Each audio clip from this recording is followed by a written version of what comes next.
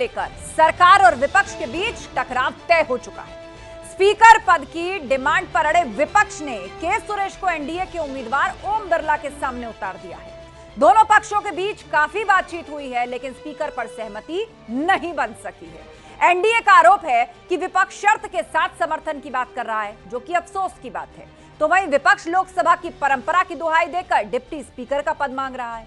हालांकि एनडीए के पास 293 सदस्यों की संख्या है, तो वहीं विपक्ष 234 सदस्यों के साथ जीत की संभावना से भी दूर दिखाई देता है। उधर इस बीच टीएमसी ने कांग्रेस पर तंज कसते हुए नया खेला करने का इशारा कर दिया। टीएमसी का कहना है कि स्पीकर को लेकर कांग्रेस ने कोई बात ही नहीं की हमसे। अब सवाल यह कि क्या पहली टक्कर से पहले इंडिया ब्लॉक में टूट की आशंका है, और नंबर गेम को लेकर राहुल गांधी का क्या प्लान है। आज एक्सपर्ट पैनल के साथ इसी के इर्द गिर्द महाबहस, लेकिन पहले रिपोर्ट।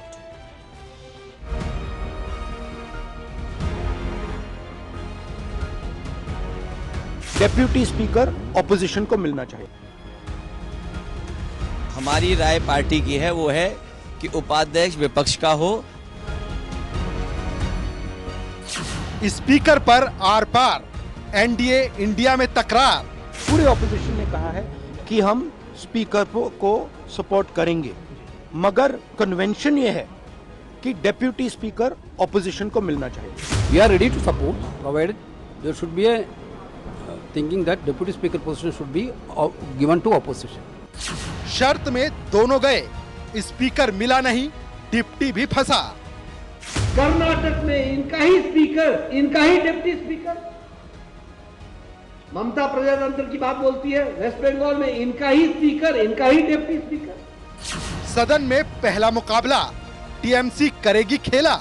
कांटेक्ट किया था कांग्रेस ने, आरोप है कि कांग्रेस ने कांटेक्ट किया, कोई फैसला अभी तक नहीं लिया गया, कांटेक्ट नहीं किया, कोई बातचीत नहीं हुआ है, and unfortunately this has been a unilateral decision. पहली टक्कर से पहले इंडिया में टूट। ये अफसोस की बात है, क्योंकि आज तक स्पीकर पद को लेकर के चुनाव नहीं हुआ है। मोदी के पास नंबर, राहुल का प्लान क्या।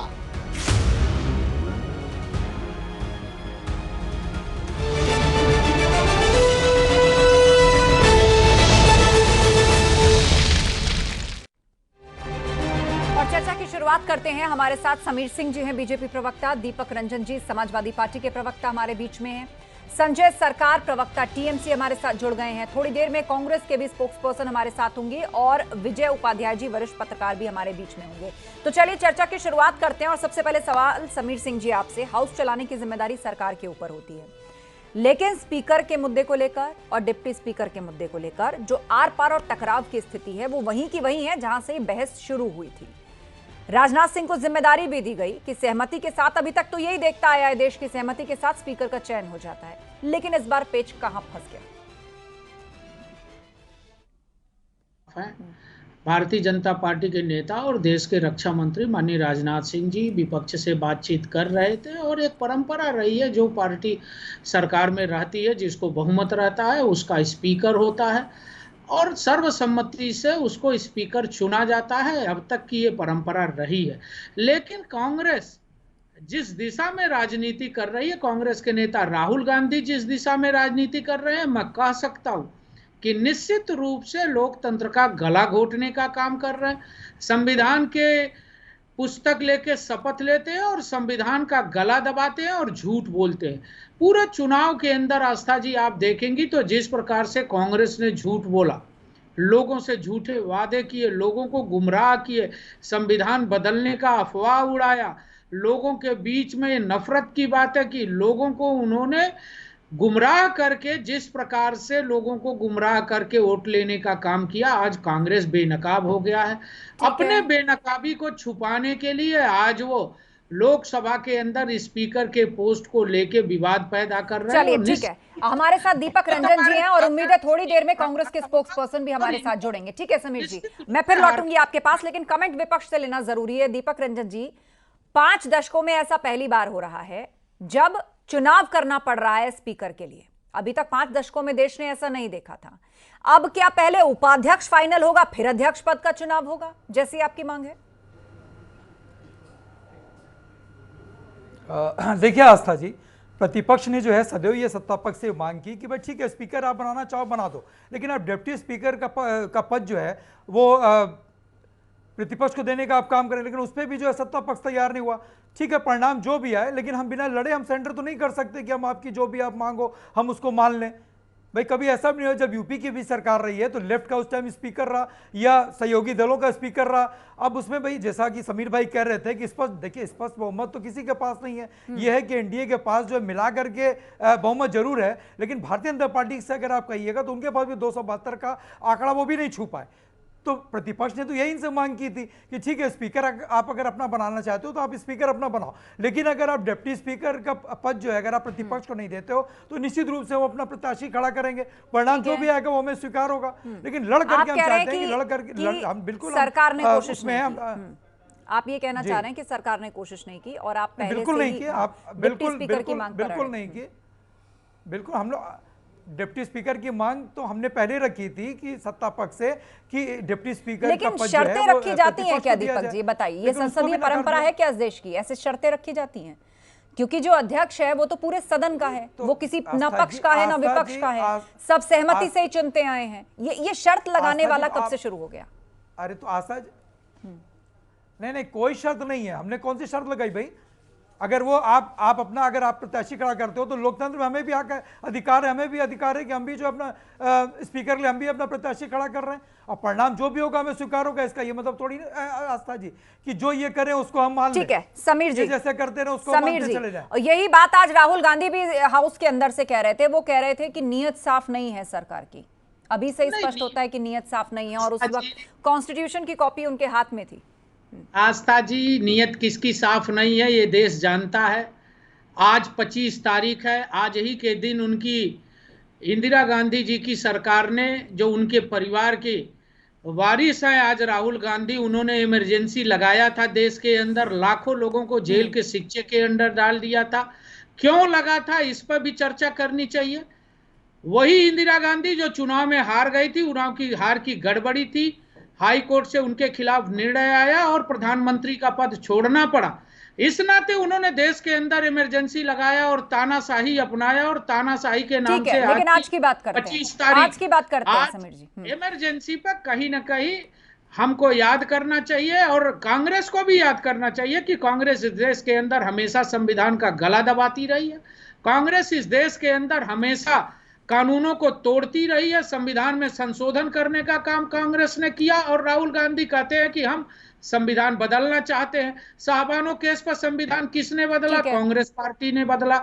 ऐसे बहुत सारे केस हैं जिन पर हम बता सकते हैं कि संविधान। उमाशंकर जी हमें ज्वाइन कर चुके हैं इस बीच, कांग्रेस के प्रवक्ता, और विजय उपाध्याय जी वरिष्ठ पत्रकार भी ज्वाइन कर चुके हैं हमें। ठीक है समीर जी, उमाशंकर जी इस बात का जवाब दीजिए। आप संविधान खतरे में है बोलते हैं, आप बार बार कहते हैं कि संविधान में परिवर्तन करना चाहते हैं, लेकिन भाजपा की तरफ से कई उदाहरण पूर्व के गिनाए गए कि कब कब अमेंडमेंट हुआ।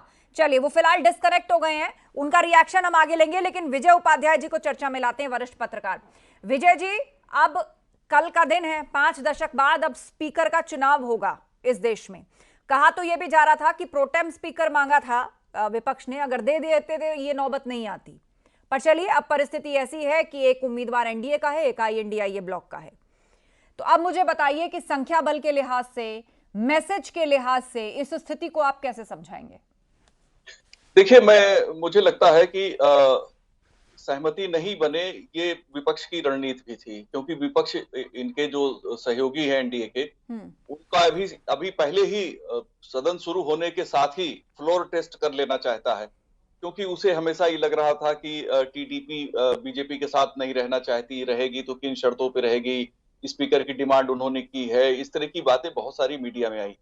जेडीयू को लेकर बहुत से सवाल उठे, तो अपना स्पीकर प्रत्याशी खड़ा करके अपोजिशन, खासतौर पे जो इंडिया ब्लॉक है, वो टेस्ट करना चाहता है कि कितने लोग वास्तव में हमारे साथ हैं और कितने लोग। यानी आप कह रहे हैं कि एक तरह से बहुमत से पहले की शक्ति प्रदर्शन का एक ये तरीका भी है। उमाशंकर जी हमें ज्वाइन कर चुके हैं, मैं लौटूंगी आपके पास। उमाशंकर जी, आपका रिएक्शन। आप बार बार संविधान खतरे में है कहते हैं, संविधान की कॉपी के साथ पार्लियामेंट के बाहर नारे लगाते हैं, ये भी कहते हैं कि सरकार की नीयत साफ नहीं है, लेकिन भाजपा की तरफ से बताया जा रहा है कि समय समय पर वोट बैंक को ध्यान में रखते हुए अमेंडमेंट तो आपने भी किए। वो शाहबानो केस का उदाहरण देते। नहीं, देखिए, संविधान खतरे में है ये दलितों ने जो आरक्षण ले रहे हैं उन सबने इसको स्वीकार किया और इसीलिए भाजपा के खिलाफ वोट किया। इसीलिए मायावती जी उत्तर प्रदेश में 0 पर आ गई, क्योंकि दलितों ने समझ लिया कि मायावती जी तो उनकी गोद में जाके बैठ गई हैं जो लोग बाबा साहब के संविधान को खत्म करना चाहते हैं। और खुलेआम भारतीय जनता पार्टी के नेता, सांसद, मंत्री इस तरीके के बयान दे रहे थे। 400 पार का नारा इसीलिए दिया जा रहा था। लल्लू सिंह की बात कर लीजिए, ज्योति मिर्धा की बात कर लीजिए, हेगड़े जी की बात कर लीजिए, ये इसीलिए दलित सीधे सीधे देख रहा था कि भारतीय जनता पार्टी के तमाम नेता संविधान को खत्म करके अपना संविधान लागू करना चाहते हैं, नागपुर वाला। और इसीलिए ये चलिए, ये तो आपका आरोप है उनके ऊपर जो चुनावों में भी आपने लगाया। अब मुझे बताइए कि देश में क्या उपाध्यक्ष पहले फाइनल होगा, अध्यक्ष का चुनाव बाद में होगा, अध्यक्ष बाद में तय होगा? इस पर विपक्ष जिस बात को लेकर चल रहा है।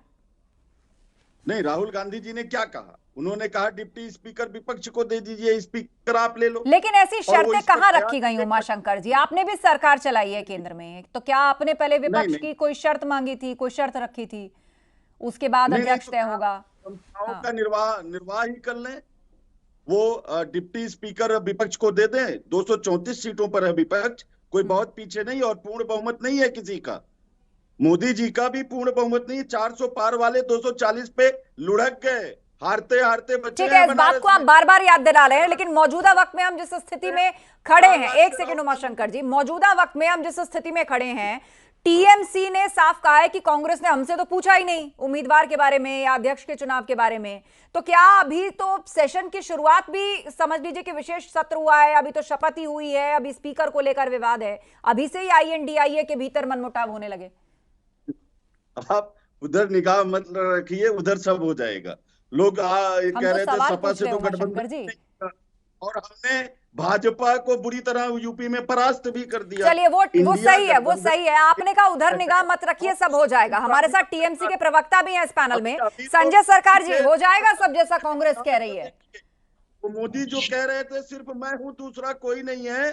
उत्तर प्रदेश की टीएमसी की भी बात सुन लेते हैं। संजय सरकार जी, कुचल डाला है, अहंकार समाप्त कर दिया नरेंद्र मोदी जी का।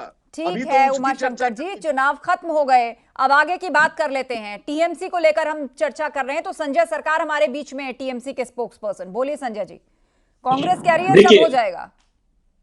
देखिए, एक चीज जो बताया, हकीकत बात बताया है। देखिए, घर में अगर दो अगर बर्तन एक साथ में रहता है तो थोड़ा आवाज होता है, उसको मतलब नहीं जब बर्तन को अलग कर दिया जाता है पूरा टुकड़ी से, नहीं होता, ऐसे नहीं होता है। परिवार में एक साथ में रहने से बहुत कुछ डिस्कस करने पड़ते हैं, बड़े भाई, छोटे भाई, बीच वाला भाई। तो बताइए, कांग्रेस ने आपसे पूछा नहीं था स्पीकर पद के लिए जब उम्मीदवार फाइनल हुआ?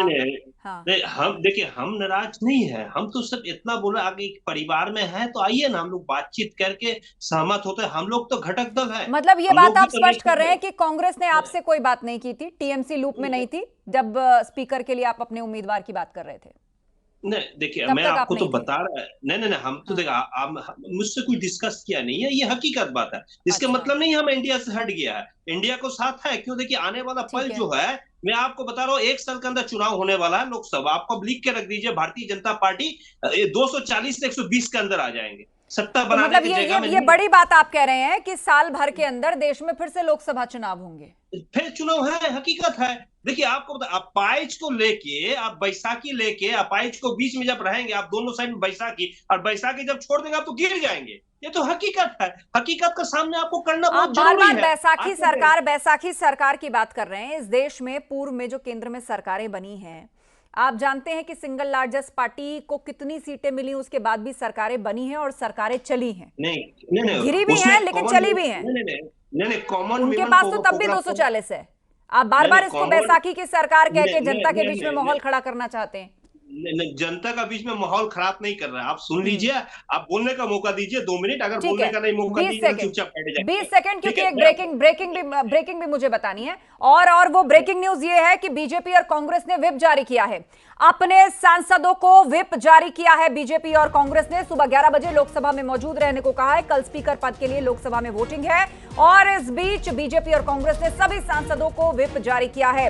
सुबह 11 बजे लोकसभा में मौजूद रहने को कहा गया है। यह इस वक्त की बड़ी खबर है। अब अपनी बात पूरी कीजिए सरकार साहब। एक चीज आप सुन लीजिए, सबसे बड़े बात है वैसा कि देखिए अलायंस चलाने के लिए कैपेबिलिटी है मोदी जी को अंदर, वो नहीं है, एक डिक्टेटर है, फैसिस्ट है, वो नहीं चला सकता है, सब नहीं चला सकता है। देखिए कम्युनिस्ट लोग बंगाल में 34 साल अलायंस है, मनमोहन सिंह को साथ में लेकर सरकार चलाए, मोदी जी चलाए, कैसे चलाएंगे? दादागिरी कैसे करेंगे? दादागिरी नहीं कर पाएंगे ना, किसी को बात सुन रहा है। अभी देखिए चंद्रबाबू नायडू को पहले से साइड कर दिया, नीतीश बाबू तो चुपचाप हो गए। नीतीश बाबू तो देखिए ऐसा स्थिति नीतीश बाबू के अंदर में है, और जब बचपन में कोई चलना सुनिए, कोई चलना चालू करता है तो किसी को अगली हमें तो इस बात वो कह रहे हैं कि गठबंधन चलाना आपके बस की बात नहीं है, डिक्टेटरशिप है। गठबंधन सबसे अच्छा गठबंधन भारतीय जनता पार्टी और एनडीए की चली है, आज के पहले भी चली है, चाहे अटल जी की सरकार रही हो, चाहे आज मोदी जी की सरकार हो। हम 10 साल सरकार में थे, हम अपने एनडीए के घटक दलों के साथ सरकार में थे। नीतीश जी हमारे साथ पहले से हैं और चंद्रबाबू नायडू जी हमारे साथ हैं, पहले भी रहे हैं, आज भी है। लेकिन मैं पूछना चाहता हूँ, जो लोग संविधान की बात कर रहे हैं और गठबंधन की बात कर रहे हैं, आम आदमी पार्टी से निकल के कहाँ चली गई? और पश्चिम बंगाल में कांग्रेस की क्या दशा हुई? आपसे गठबंधन था का पश्चिम बंगाल में कांग्रेस का? आम आदमी पार्टी से गठबंधन टूट गया, कांग्रेस 100 सीट भी नहीं पाई और दम भर रही कि हम जीत गए। उत्तर प्रदेश में 6 सीट जीतने वाली, 80 में 6 सीट जीतने वाली कांग्रेस पार्टी जश्न बना रही है कि हम भाजपा को हरा दिए।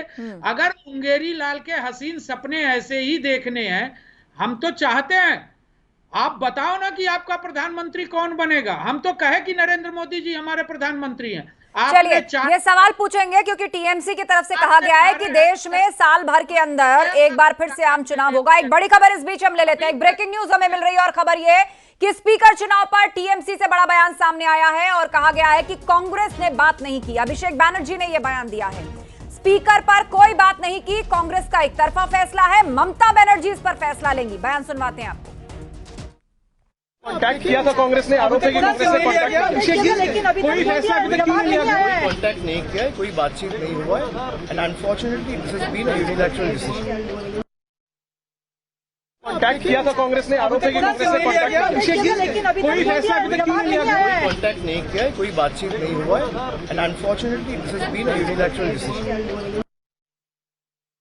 आपने सुना और प्रतिक्रिया के लिए सबसे पहले उमाशंकर जी साफ कह रहे हैं अभिषेक बैनर्जी कि ममता बनर्जी इस पर फैसला लेंगी, कांग्रेस ने हमसे कोई बात नहीं की है। तो मैं भी कह रहा हूं अगर बात नहीं हुई है तो हो जाएगी।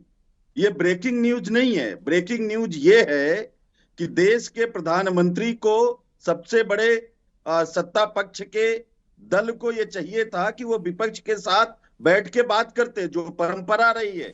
लेकिन मोदी जी तो तानाशाह है, सिर्फ मैं हूं, दूसरा कोई नहीं, एक अकेला सब पर भारी, और यही करते करते बनारस में हार से बचे। तो इसलिए ये स्थिति उत्पन्न हुई है। अगर परंपराओं का निर्वहन होता तो विपक्ष के लोगों को बुलाया जाता, उनके साथ बैठ के चर्चा होती। सबसे बड़े दल के कारण उनको जो है, समीर जी इसका जवाब देना चाहते हैं, बोलिए समीर जी।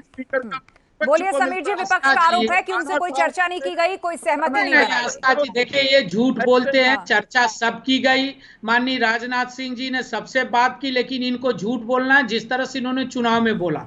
आज संविधान की बात करते हैं, कर्नाटक के अंदर धर्म के आधार पर पिछड़ों का आरक्षण काट के धर्म के आधार पर क्यों आरक्षण दे रहे हैं?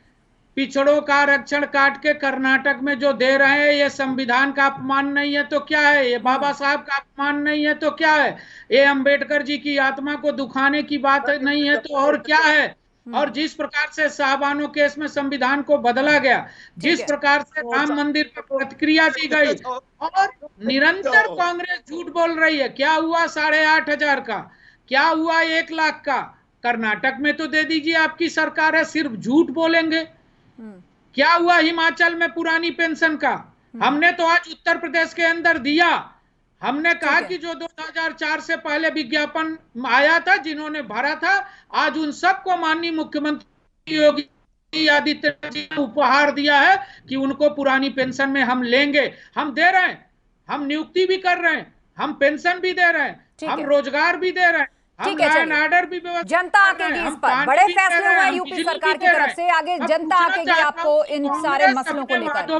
ठीक है दीपक रंजन जी, अब स्पीकर के मुद्दे को लेकर आर पार हो चुका है। टीएमसी की बातें आपने सुनी, उन्होंने कहा है कि इस पर टीएमसी फैसला लेगी, हमसे अभी कोई बात नहीं हुई।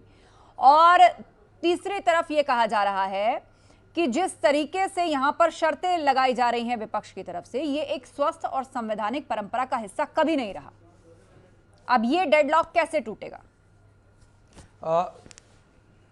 देखिए आस्था जी, अभी हम टीएमसी के आदरणीय प्रवक्ता जी को मैं सुन रहा था, उन्होंने बड़ी साफगोई से अपनी बात बताई। और इंडिया गठबंधन में यही लोकतंत्र है, और कोई भी बात अगर किसी बात से किसी को नाराजगी है तो सीधे सीधे पटल पे आ जाती है। ठीक है, उसको संज्ञान ले लिया गया है, निश्चित रूप से जो है आदरणीय ममता जी से, टीएमसी के सीनियर लीडरान से इस पर बातचीत हो जाएगी। देखिए, जब प्रोटेम स्पीकर बनाने की बात आई तो सीनियरिटी के लिहाज से के सुरेश साहब को प्रोटेम स्पीकर बनाना चाहिए था या नहीं बनाना चाहिए था? प्रोटेम स्पीकर भी आपने नहीं बनाया तो आप तानाशाही। और देखिए, मोदी जी को, प्रधानमंत्री जी को कोalition गवर्नमेंट चलाने का कोई अनुभव नहीं रहा है, और 10 साल का इनकी तानाशाही, सरकार इनकी तानाशाही पूरे देश दुनिया ने देखा है, सारे विपक्ष के लोगों ने देखा है, सत्ता पक्ष के लोगों ने देखा है, इनके घटक दलों ने देखा है। तो मैं नहीं समझता कि कोalition गवर्नमेंट चलाने का इनको कोई अनुभव है या बहुत अच्छी कोalition गवर्नमेंट चला पाएंगे। रहा सवाल देखिए कैंडिडेट खड़ा करने का, स्पीकर के लिए अपना प्रत्याशी खड़ा करने का, तो बिल्कुल मेरा अधिकार है आस्था जी। अगर आप मेरी नहीं सुनोगे, अगर आप मेरी बात नहीं मानोगे तो बिल्कुल हम लड़ करके जो भी परिणाम आए, हम बार बार बोल रहे हैं, परिणाम जो भी है, आदरणीय सरकार जी ने बहुत अच्छी बात कही कि जो भी बात होगी और हम लोग बैठ करके बात कर लेंगे। ऐसा तो नहीं कि उन्होंने समीर जी इस पर जवाब आपका, उसके बाद में विजय उपाध्याय जी को लाऊंगी चर्चा में। समीर जी आपका जवाब। आस्था जी, ये गठबंधन की बात करते हैं, ये हर चुनाव में नया गठबंधन करते हैं, सहयोगी से इनकी पटती नहीं है। 17 में कांग्रेस से गठबंधन किया, राहुल गांधी को कोसने का काम किया, 19 में बसपा को कोसने का काम किया, 22 में ओम प्रकाश राजभर और सहयोगियों को कोसने का काम किया, आज 24 में ये गठबंधन करके लड़े हैं। आप अभी मैं कहना चाहता हूं आपके चैनल पर, आने वाले दिनों में आप देखना ये कांग्रेस को फिर कोसेंगे। और मैं कहना चाहता हूं अभी में विश्वास नहीं रखती है, लोकतंत्र का गला दबाती है। कांग्रेस पार्टी और समाजवादी पार्टी लोकतंत्र का गला दबाती है। एक 20 सेकंड आपका रिएक्शन। दूसरा संविधान बदलता है, ये सपा और कांग्रेस को उत्तर। समीर सिंह जी गठबंधन की बात कर रहे हैं, किसने किसको कोसा।